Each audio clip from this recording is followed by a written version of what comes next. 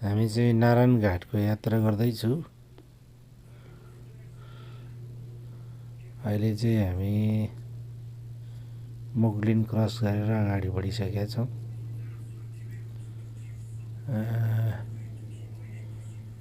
बाटोहरूको अवस्था लगभग मुगलिनदेखि तलतिर राम्रै छ। यो जुन कुरिन्टार एरिया भन्दा माथि, त्यहाँबाट माथि चाहिँ अलिक खराबै छ। अहिले यो मुगलिन क्रस कुरिन्टार क्रस गरिसकेपछि बाटो चाहिँ एकदम सहज छ। मुगलिन भन्दा मास्तिर कुरिन्टार एरियादेखि माथि चाहिँ बिहानको 11 बजेबाट लगभग बेलुकी 3 बजेसम्म, दिउँसोको 3 बजेसम्म बन्द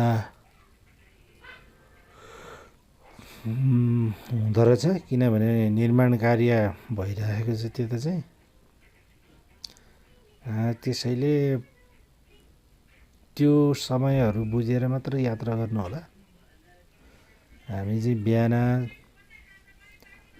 घरबाट लगभग 5:30-6 बजीतिर हिँडेको, त्यही भएर अहिले हामी मुगलिन कटेर 10 टुङ्गोतिर पुग्न लागिसक्यो। जाँदैछु गाइज, अब यस्तै हो। सो गाइज, हामी चाहिँ अलिकति काम परेको र भेटघाट कार्यक्रम भएको कारणले गर्दाखेरि नारायण घाट आठटारीसम्मको यात्रा हो गाइज।